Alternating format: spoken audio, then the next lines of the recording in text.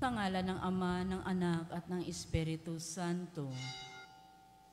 Ang anghel ng Panginoon ay nagbalita kay Santa Maria. Aba, Ginoong Maria, napupuno ka ng grasya, ang Panginoong Diyos ay sumasa iyo. Bukod kang pinagpala sa babaeng lahat, at pinagpala naman ang iyong anak na si Jesus. Santa Maria, Ina ng Diyos, ipanalangin mo kaming makasalanan, ngayon at kung kami mamamatay. Amen. Narito ang alipin ng Panginoon. Maganap nawa sa akin ang ayon sa wika mo. Aba, Ginoong Maria, napupuno ka ng grasya, ang Panginoong Diyos ay sumasa iyo. Bukod kang pinagpala sa babaeng lahat, at pinagpala naman ang iyong anak na si Jesus. Santa Maria, Ina ng Diyos, ipanalangin mo kaming makasalanan, ngayon at kung kami mamamatay. Amen. At ang salita ay nagkatawang tao, At nakipamuhay sa atin. Aba, Ginoong Maria, napupuno ka ng grasya, ang Panginoong Diyos ay sumasa iyo. Bukod kang pinagpala sa babaeng lahat, at pinagpala naman ang iyong anak na si Jesus. Santa Maria, Ina ng Diyos, ipanalangin mo kaming makasalanan, ngayon at kung kami mamamatay. Amen. Ipanalangin mo kami, O Santa na Ina ng Diyos, Nang kami maging dapat makinabang sa mga pangako ni Kristo. manalangin tayo. Panginoon naming Diyos, kasiyahan mo nawa ang aming mga kaluluwa sa iyong mahal na grasya, at yayamang dahilan sa pamamagitan ng anghel ay nakilala namin ang pagkakatawang tao ni Jesucristong anak mo, pakundangan sa mahal na pasakit at pagkamatay niya sa krus. Papakinabangan mo kami ng kanyang pagkabuhay na magmuli sa kadakilaan sa langit, sa pamamagitan ni Jesucristong aming Panginoon. Amen. Luwalhati sa Ama, at sa Anak, at sa Espiritu Santo. Kapara ng sa unang-una, ngayon at magpakailanman, magpasawalang hanggan. Amen. Sa ngalan ng Ama, ng Anak, at ng Espiritu Santo. Amen. At ang mamumuno po sa ating banal na pagdiriwang ngayon ay ang ating bumuting Kura Paroko, Reverendo Padre Douglas T. Badong.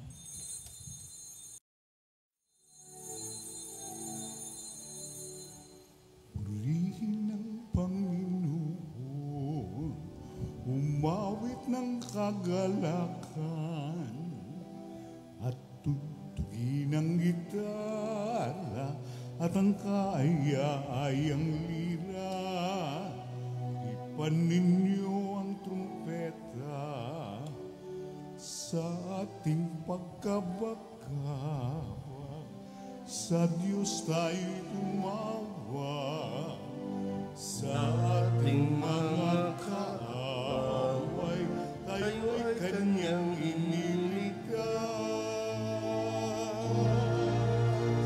Purihin ang Panginoon, umawit ng kagalakan, at tugtugin ang gitara at ang kaaya-ayang lira. Ipanin niyo ang trumpeta, ipan ng trumpeta.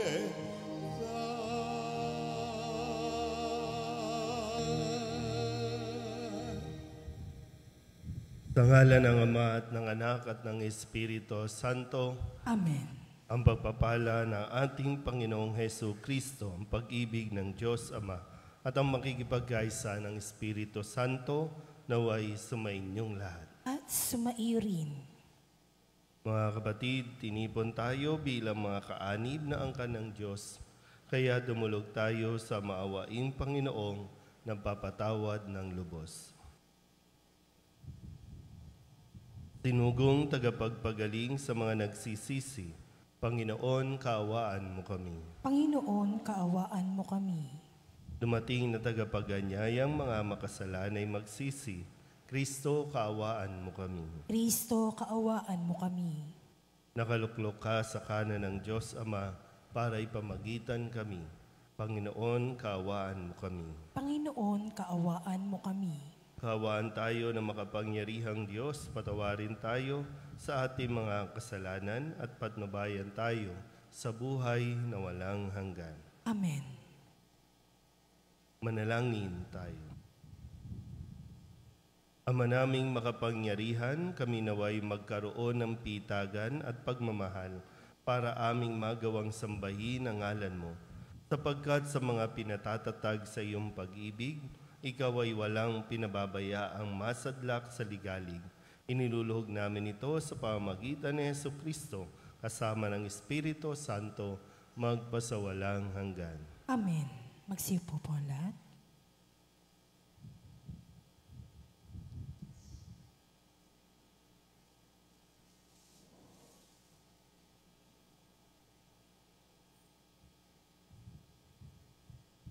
Pagbasa mula sa ikalawang aklat ng mga hari.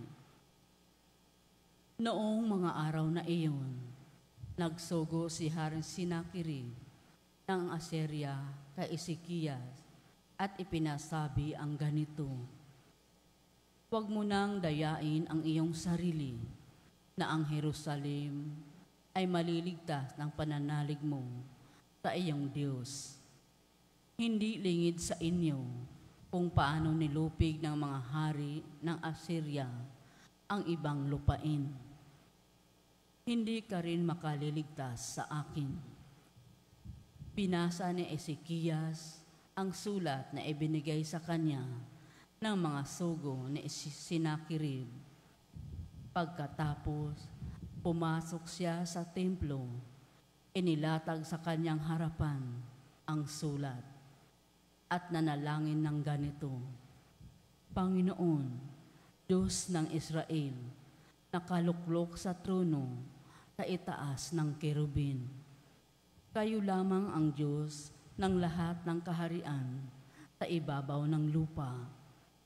Kayo ang lumikha ng langit at ng lupa. Dinggin ninyo ako, Panginoon. Narinig ninyo ang pag-aalipusta ni Senakherib. Totoo nga, Panginoon, na marami ng nalupig na bansa ang mga hari ng Assyria. Nagawa nilang sunugin ang mga Diyos ng mga bansang yaon, sapagkat hindi naman talagang Diyos ang mga iyon, kundi mga kahoy at batong ginawang Diyos-Diyusan. Kaya nga, Panginoon, iligtas ninyo kami kay Senakherib para malaman ng buong daigdig na kayo lamang ang tanging at iisang Diyos.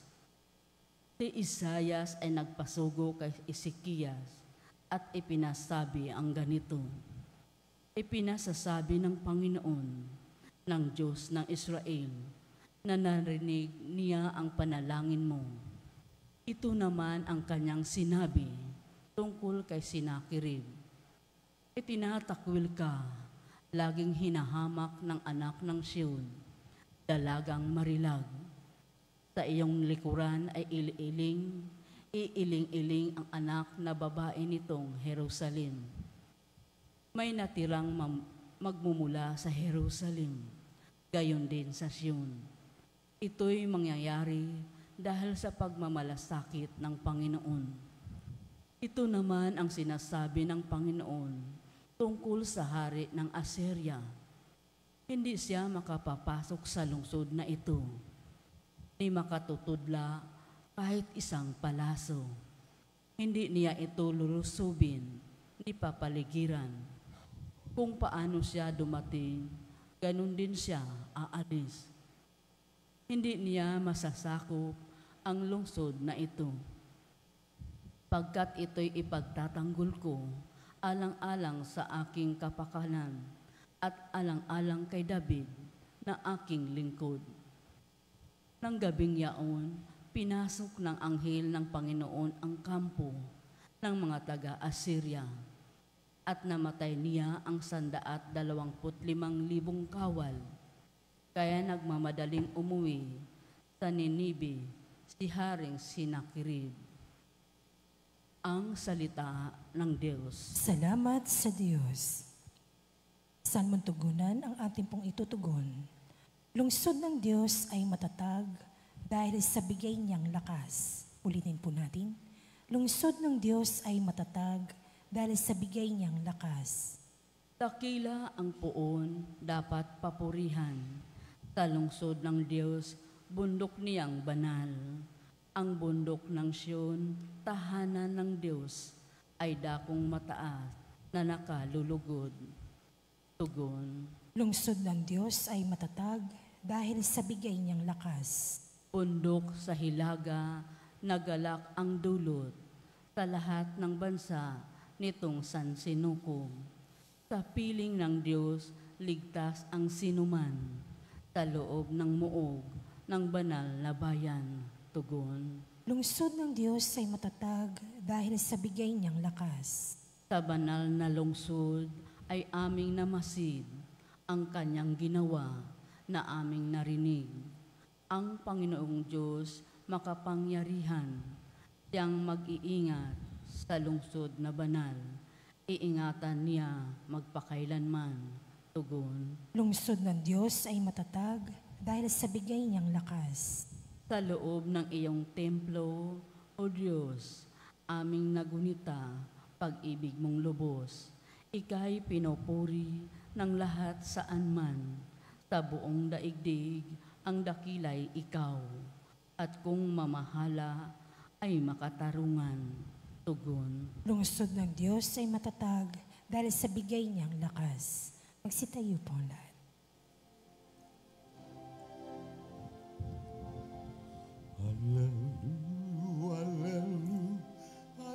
Hallelujah, hallelujah, hallelujah. Purihin ng Diyos, hallelujah.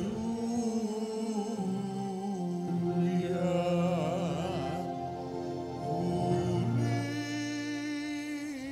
ng Diyos, hallelujah.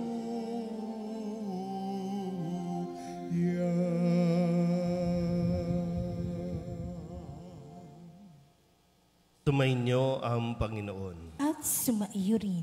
Ang mabuting balita ng Panginoon ayon kay San Mateo. Papuri sa iyo, Panginoon. Noong panahong iyon, sinabi ni Jesus sa kanyang mga alagad, "Huwag ninyong ibigay sa aso ang bagay na banal, sapagkat kayo'y babalingan at lalapain nila pagkatapos. Huwag ninyong ihagis sa baboy ang inyong mga perlas, sapagkat yuyurakan lamang nila ang mga iyon. Kaya gawin ninyo sa inyong kapwa ang ibig ninyong gawin nila sa inyo.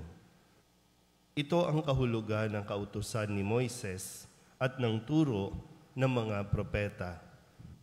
Pumasok kayo sa makipot na pintuan, sapagkat maluwag ang pintuan at malapad ang daang patungo sa kapahamakan, at ito ang dinaraanan ng marami.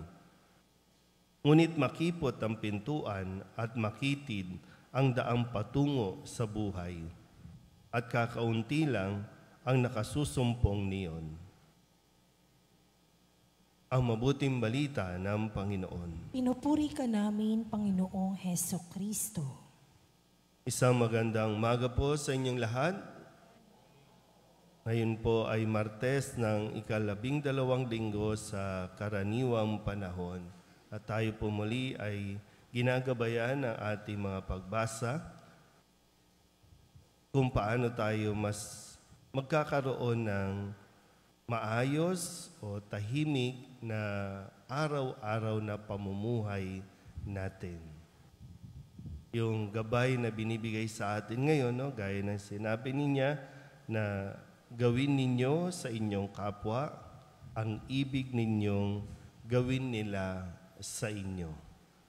Ito ang utos, no, at kahulugan ng lahat ng mga aral na binigay ni Moises at ng mga propeta. Ulitin ko po ulit, no?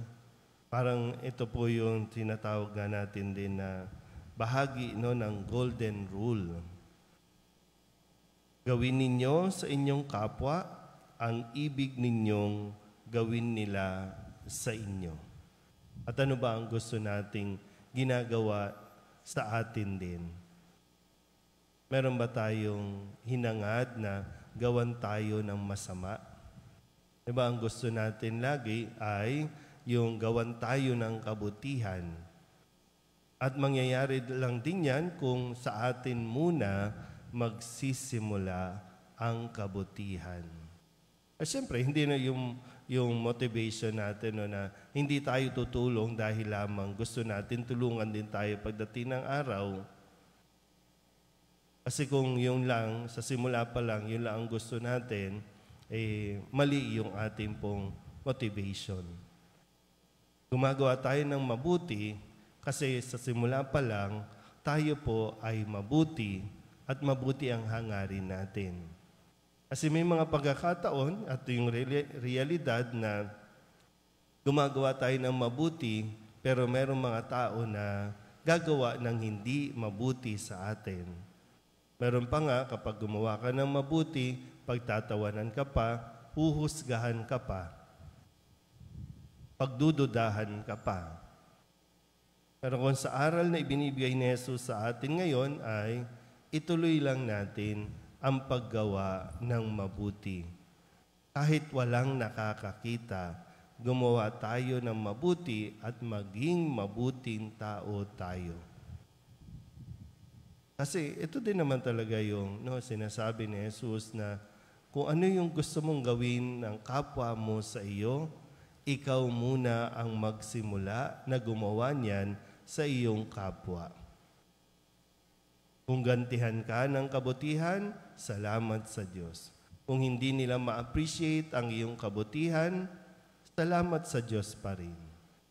Kasi alam natin yung pakiramdam na walang tumutulong.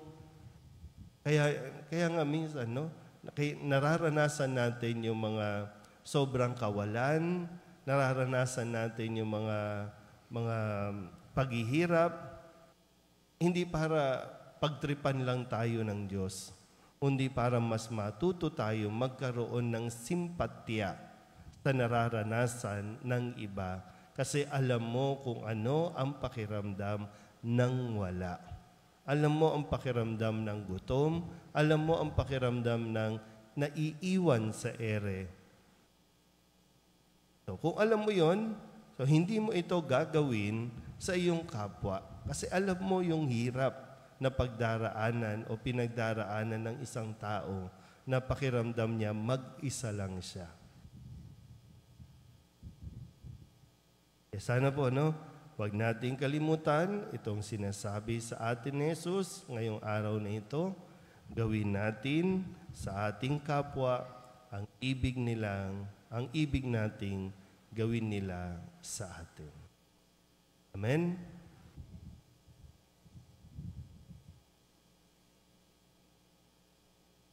Ipinapangako sa atin ni Kristo na naghahatid sa buhay ang makipot na pintuan. Lumapit tayo sa Amang nasa langit sa pamamagitan ng may pagtitiwala at pananalig sa panalangin itinuro sa atin ng Panginoon.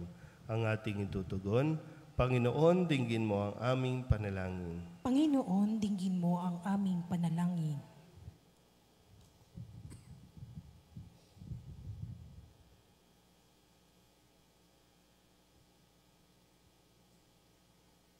Ang mga pinuno ng simbahan, naway gabayan ang kawang sumasampalataya sa pintuan na naghahatid sa buhay. Manalangin tayo sa Panginoon. Panginoon, dinggin mo ang aming panalangin. Bilang komunidad, naway ituring natin ang bawat isa ng may paggalang, pangunawa at pagmamahal. Manalangin tayo sa Panginoon. Panginoon, dinggin mo ang aming panalangin. Sa pamagitan ng mahabaging pakikitungo sa ating kapwa, naway maisagawa natin ang kalooban ng Diyos. Manalangin tayo sa Panginoon. Panginoon, dinggin mo ang aming panalangin. Ang mga may sakit at yaong mga nagdurusa sa iba't ibang uri ng karamdaman, naway makatagpo ng lakas at kagalingan. Manalangin tayo sa Panginoon. Panginoon, dinggin mo ang aming panalangin. Ang mga tapat na yumao, naway buhayin muli ni Kristo. Manalangin tayo sa Panginoon. Panginoon, dinggin mo ang aming panalangin. Idulog din natin sa Panginoon ang ating mga personal na kahilingan at mga panalangin para sa ating mga pamilya. Kasama din ang mga kahilingan ng mga nanonood sa online. Lahat ng mga misang pasasalamat, espesyal na intensyon, agarang paggaling ng mga may sakit, at ang lahat ng mga kaluluwa na inihiling na ipagdasal sa misang ito.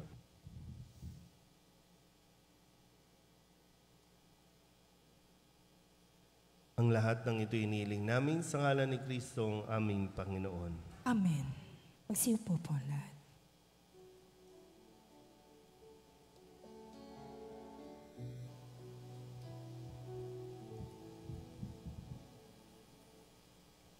Panginoon, aming alay, itong alak at tinapay sa altar mo.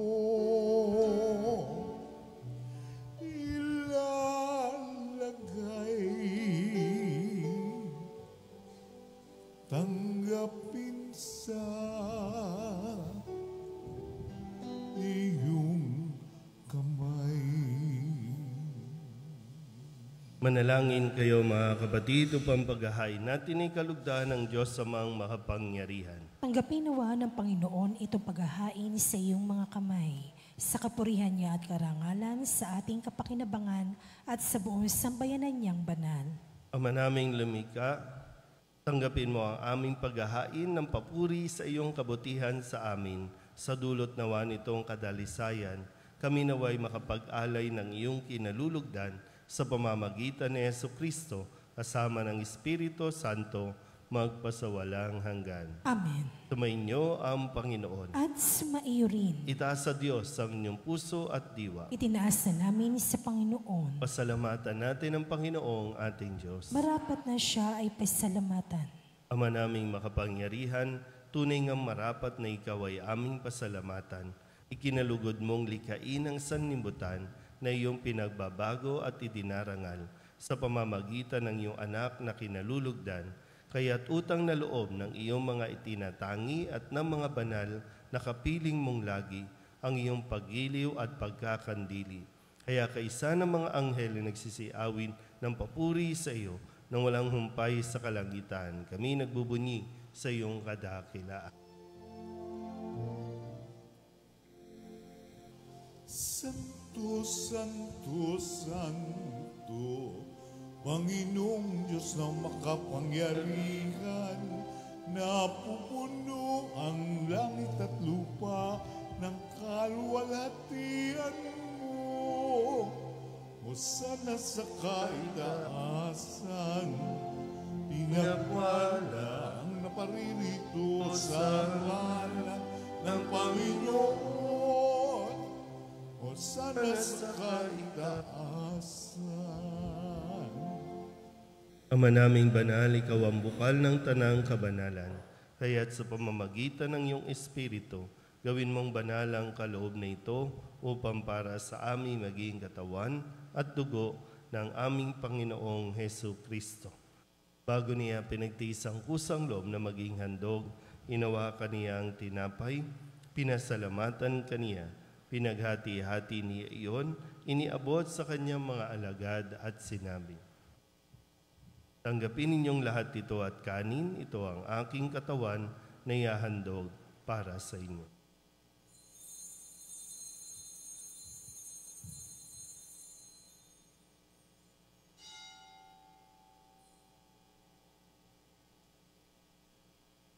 Gayun din naman nung matapos ang hapunan, hinawakan niya ang kalis. Muli kaniyang pinasalamatan, iniabot niya ang kalis sa kanyang mga alagad at sinabi, Tanggapin ninyong lahat ito at inumin. Ito ang kalis ng aking dugo, ng bago at walang hanggan tipan. Ang aking dugo na ibubuhos para sa inyo at para sa lahat, sa ikapagpapatawad ng mga kasalanan. Gawin ninyo ito sa pag-alaala sa akin.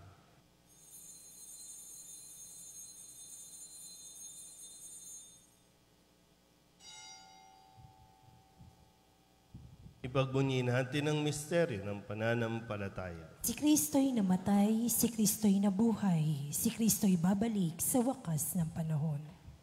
Ama, ginagawa namin ngayon ang pag-alaala sa pagkamatay at muling pagkabuhay ng iyong anak, kaya tiniaalay namin sa iyo ang tinapay na nagbibigay buhay at ang kalis na nagkakaloob ng kaligtasan. Kami napapasalamat dahil kami iyong minarapat na tumayo sa harap mo para maglingkod sa iyo. Isinasamo namin kami magsasalo-salo sa katawan at dugo ni Kristo ay mabuklod sa pagkakaisa sa pamamagitan ng Espiritu Santo. Ama, lingapin mo ang iyong simbahang laganap sa buong daigdig. Puspusin mo kami sa pag-ibig kay San Francisco na aming Papa at ni Jose na aming Obispo at ng Tanang Kaparian. Alalahanin mo rin ang mga kapatid naming nahimlay na may pag-asang sila'y muling mabubuhay, gayon din ang lahat ng mga pumanaw. Tawaan mo sila at patuloyin sa iyong kaliwanagan. Tawaan mo at pagindapating kaming lahat na makasalo sa iyong buhay na walang wakas. Kaysa ng mahal na Birhen Maria na Ina ng Diyos, ng kabihak ng puso niyang si San Jose.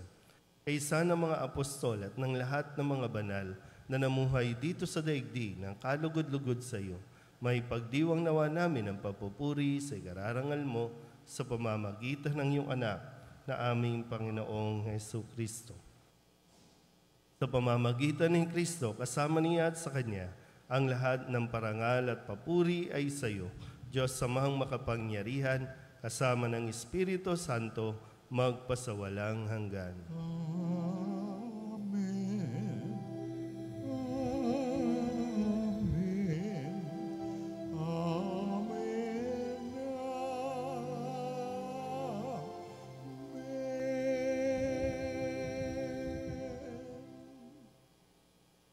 Sa tagubilin ng mga nakagagaling na utos at turo ni Jesus sa Panginoon natin at Diyos, ipahayag natin ang lakas loob.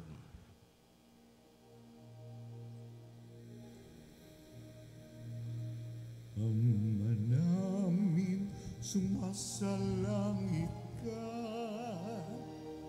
sambahin ang ngalan mo. Mapasa amin ang kaharian mo, sundin ang loob mo, dito sa lupa para nang sa langit. Bigyan mo kami ngayon ng aming kakanin sa araw-araw, at patawarin mo kami sa aming mga sala, para ng pagpapatawad namin sa nagkakasala sa amin. At huwag mo kaming ipahintulot sa tukso, at iadya mo kami sa lahat ng masama.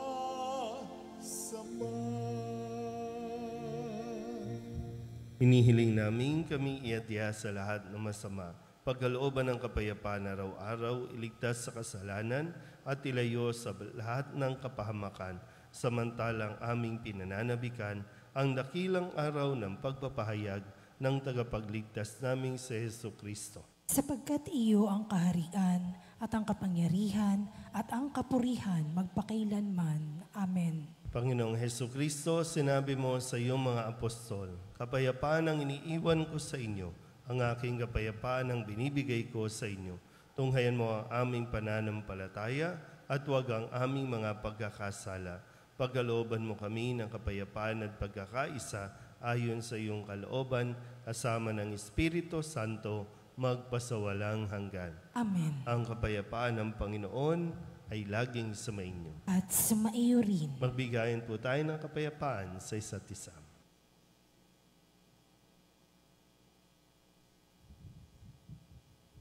Kordero ng Diyos na nag-aalis mga kasalanan ng sanlibutan, maawa ka sa amin. Kordero ng Diyos na nag-aalis sa mga kasalanan ng sanlibutan, maawa ka sa amin. Kordero ng Diyos na nag-aalis sa mga kasalanan ng sanlibutan, ipagkaloob mo sa amin ang kapayapaan.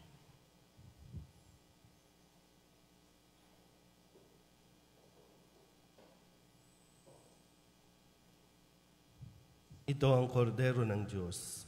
Ito ang nag-aalis ng kasalanan ng sanlibutan. Mapalad ang mga inaanyayahan sa kanyang piging. Panginoon, hindi ako karapat-dapat na magpatuloy sa iyo, ngunit sa isang salita mo lamang ay gagaling na ako. Katawan ni Kristo. Amen.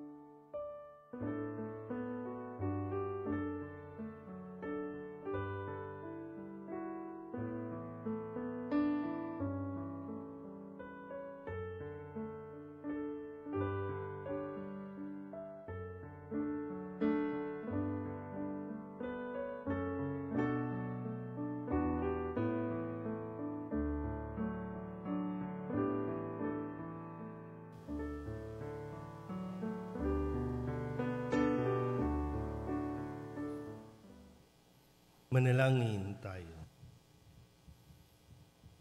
Ama naming mapagmahal, kaming nakinabang sa katawan at dugo ng iyong anak ay sumasamo sa iyong habag upang ang aming taimtim na ginanap ay maging pagtanggap namin sa tiyak mong pagliligtas. Sa pamamagitan ni Jesucristo, kasama ng Espiritu Santo, magpasawalang hanggan. Amen. Sumainyo ang Panginoon. At sumaiyo rin. At pagpalain kayo ng makapangyarihang Diyos, Ama at Anak, at Espiritu Santo. Amen. Tapos ang banal na misa, humayo tayo sa kapayapaan ni Kristo. Salamat sa Diyos. Magandang umaga po. Amen, Father.